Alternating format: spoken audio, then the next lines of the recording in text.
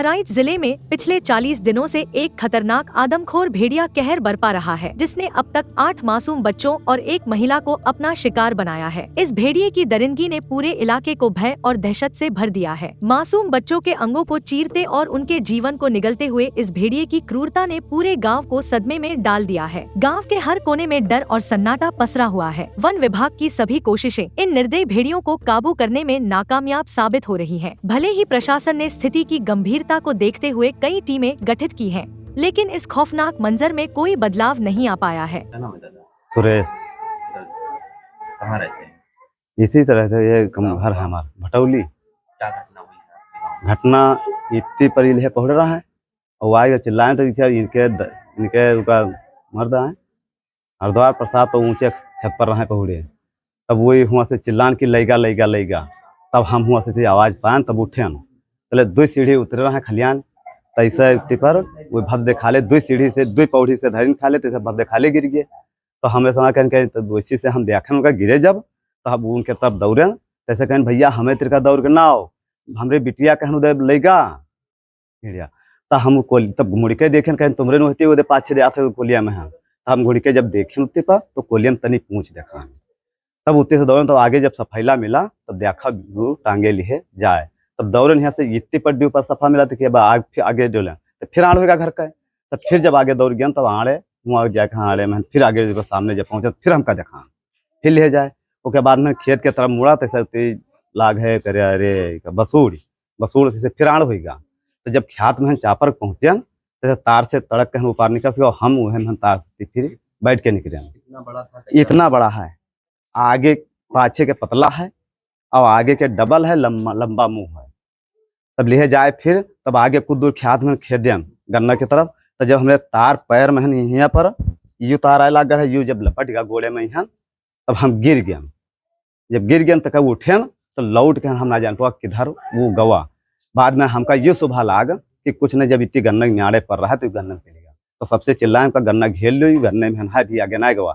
तो जब उमा गन्ना में का गयन भ्या तले इसी या कि सुजलाल पूरी अपने अटवा पर पहुँचे रहे वही घरन कि इधे जात है और अटवा पर से उतरे वही भाग ली अपन घर का उसके पीछे ना दौड़े घर का भारी डर में है। तब हुआ गए तो पैर मिले और वो लौट के हैं हम ना हुआ नहीं मिला। दोबारा फिर आ रहा है? हाँ दोबारा आवत है वह के रात में यहाँ उके भोर पहाड़ जब खाना खाई घटना भय है 22 के रात 23 के भोर फिर आवा तो इतनी पर आए के हैं इतनी पर ऐसे तो इतनी पर यहाँ पहुँचा तो गांव भर से कोई खेद लेंगे। तो रात भर कोई पहुड़ से आई है बच्चन कहें सबका कमरम बंद कर दिन जाता है और उसके बाद में छत पर लाठी डंडा लेके टार्च लेके छत पर समासी रात ड्यूटी दिन जाता है आवत तैसे लोहा लेन जाता है ज्यादा जाता है। क्या नाम है? नंदिनी वर्मा। गाँव कौन सा है? कुम्हारनपुर। क्या घटना आपके यहाँ बीती रात में हुई है? भेड़िया और मेरी चाची वहाँ पर लेटी थी, वो किधर पता नहीं किधर से आया, वो उस पर हमला किया। फिर वो चारपाई पर से उठा करके फिर आंगन में लेकर के आया, वो पटका। फिर मुझे आवाज सुनाई दी, फिर मैंने दौड़ करके घर में से निकला बाहर। फिर जैसे गेट थिएटर फिर मैंने देखा कि भेड़िया वो दोनों पैर धरे छत्ते पर और वो नट्टी को काट रहा। फिर हमने खूब चिल्लाया, पापा मेरे छत पर थे, भैया वो पढ़ रहे थे तो फिर सो गए। फिर उन्होंने चिल्लाया तो पापा उतर के आए, मैंने 1-2 ईंटा मारा, वो नहीं भागा। फिर मैंने खूब गुस्से से मारा, बस उसे लगा तब भागा। लगभग कितने बजे घटना हुई? 12:04-5 के बाद। क्या नाम है? क्या नाम है? रीता देवी। बाराबंकी के वन अधिकारी आकाशदीप बधावन और डीएम ने मिलकर 16 अधिकारियों को इस अभियान में शामिल किया है, परंतु भेड़ियों के आतंक में कोई कमी नहीं आई है। ग्रामीण अब रात भर जागकर पहरा देने पर मजबूर हैं, लेकिन अपने ही घरों में सुरक्षित महसूस नहीं कर पा रहे हैं। बच्चों का बाहर खेलना, हंसना खेलना सब कुछ जैसे खत्म हो गया है। गाँव के लोग अब अपने ही घरों में कैद हो गए हैं, डर के साए में जी रहे हैं। क्योंकि ये जंगली जानवर होने की संभावना है, तो जंगली जानवर ज्यादातर सुगंध से या दुर्गंध से ज्यादातर मिली जुली होती है। तो इससे ये होता है कि अगर कोई और जानवर का वहाँ पे मूत्र या मल वगैरह पानी में मिक्स करके डाल देंगे तो वहाँ से निकलने की संभावना है। तो इसी मामले में जो आकाश बधावन सर है, इससे पहले डीएफओ कतरनीघाट रह चुके हैं, अभी डीएफओ बाराबंकी है, उन्होंने ये बताया कि ये कर सकते हैं करके। तो इसी मामले में हम अभी बात कर रहे हैं, जैसे होगा, जैसे आदेश आएगा इसके बाद। सर, ये जो छोटे जानवर होते हैं जैसे भेड़िया वगैरह, हाँ, क्या हाथियों के गोबर और यूरिन से ये दूर भागते हैं?